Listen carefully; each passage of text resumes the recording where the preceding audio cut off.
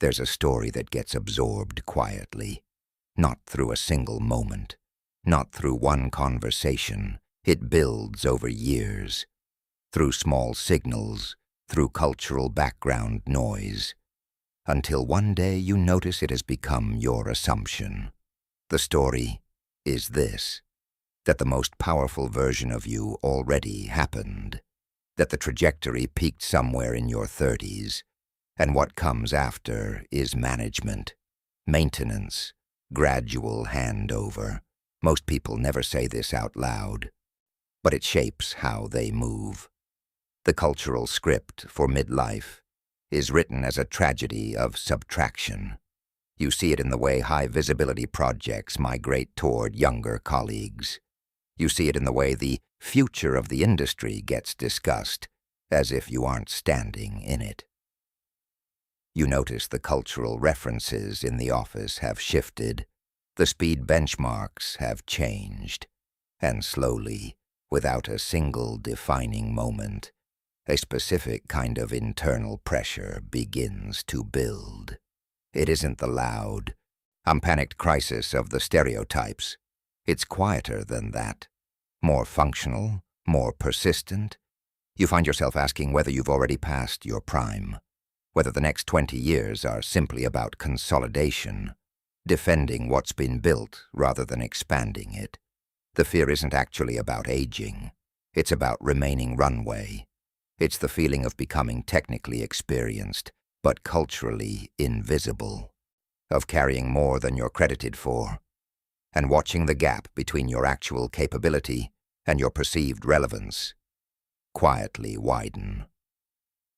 This is the version of midlife doubt that rarely gets named. It sits beneath the surface of competent, high-functioning people who are doing everything they're supposed to be doing, and still feel something isn't converting. The experience is real, but the explanation most people reach for is wrong. What's actually happening isn't a capability decline. It's a misalignment between the tools being used and the phase of development those tools were built for. In the first half of a career, influence flows through energy, speed, and novelty, visibility, the signal of someone ascending. These aren't trivial advantages. They're real, they worked, and they were appropriate to that phase. But after 40, the mechanics change. The influence that carries weight in the second half of a career operates on a different frequency. Now, it moves through authority, pattern recognition, calm in complexity, the kind of judgment that only accumulates through sustained experience. And here is where the quiet erosion begins.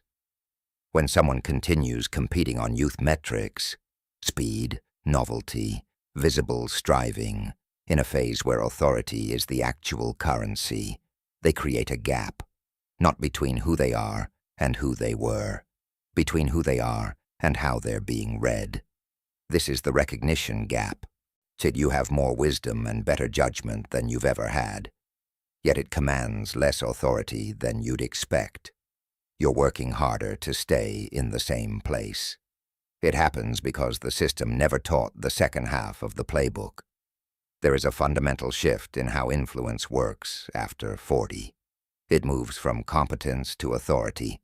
Competence is proving you can do the job. The authority is the quiet recognition that you're the person who understands the patterns, who has seen enough cycles to know what's a temporary fire and what's a structural threat. Consider the difference between a junior striver and a senior leader in the same room. The striver is defined by urgency, always on, proving worth through volume and visibility. The person of authority is defined by the absence of urgency. Then they don't need to be the loudest voice because their value isn't tied to their most recent output. It's tied to their perspective, to what they see that others haven't learned to see yet. This is the first major reframe. Midlife isn't a decline in power. It's a change in the mechanics of power. The confidence erosion that many people experience isn't a reflection of actual capability reduction.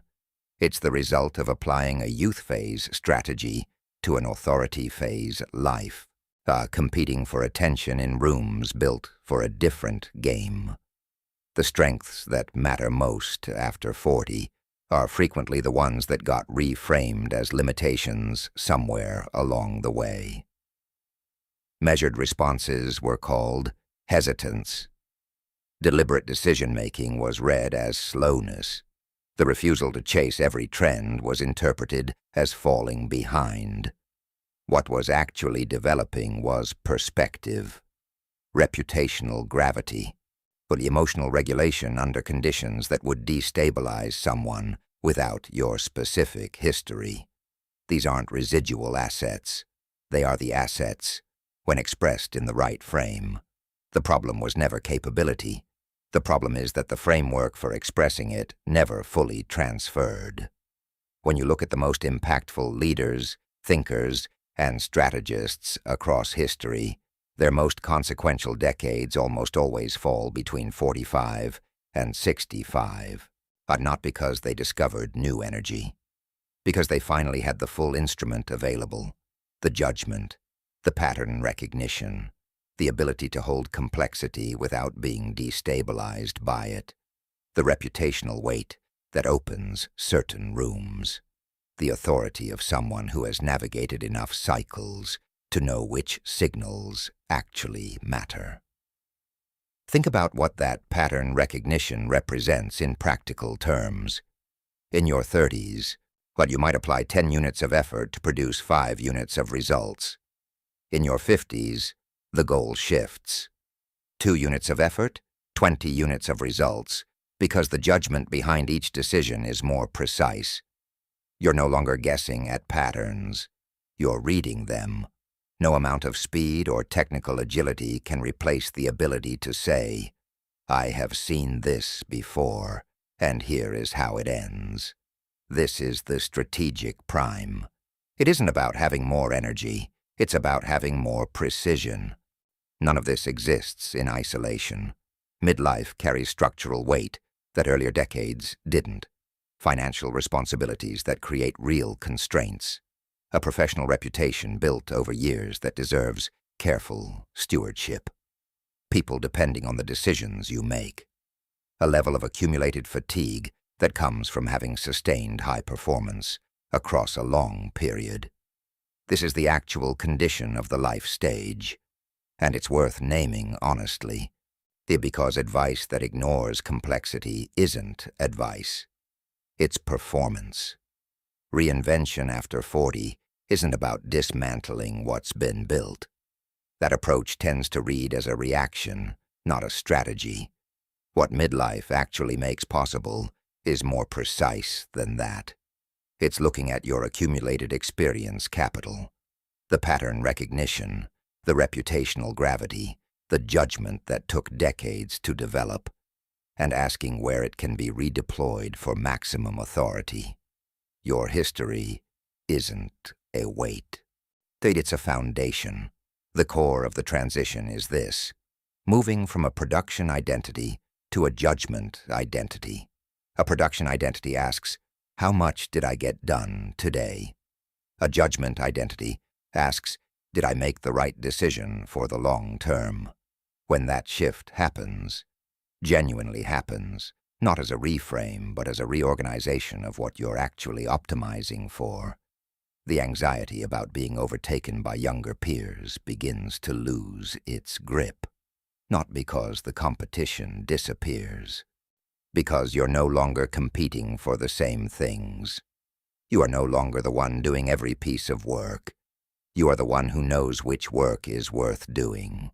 You're operating in a different hierarchy, one that isn't accessible to someone without your specific accumulation. Authority grows where urgency disappears. The ability to remain calm and precise when everyone else is reacting isn't a function of temperament. It's a function of time, of having been in enough rooms, through enough cycles, to know that most urgency is manufactured. and that the decisions that actually matter rarely require the speed that people assume they do. There is a quiet, durable power in realizing that you may have another 20 or 30 years of high-impact influence ahead. When midlife stops being framed as the closing act, something shifts in the relationship with time. The comparison to someone else's sprint loses its relevance. The anxiety about remaining runway gives way to something more useful. The question of where your particular kind of gravity is most needed. The most impactful decades for many people haven't happened yet. Not because the earlier years didn't matter. They did. They built the instrument. But the instrument is now complete in a way it wasn't before. The accumulation that felt invisible, the judgment, the perspective, the earned calm, is exactly what the second half of the playbook requires. Power in midlife doesn't look like it did before. It doesn't move as loudly. It doesn't need to. It operates from a position that took years to reach and can't be simulated by someone who hasn't been there. It's quieter, more strategic, more durable. Authority grows where urgency disappears. That isn't a retreat from ambition. It's what ambition looks like when it has fully matured, when it no longer needs external validation to feel stable, when it moves from proving to building, and from visibility to gravity. You're not at the end of something. You're at the point where everything accumulated finally has the right conditions to move.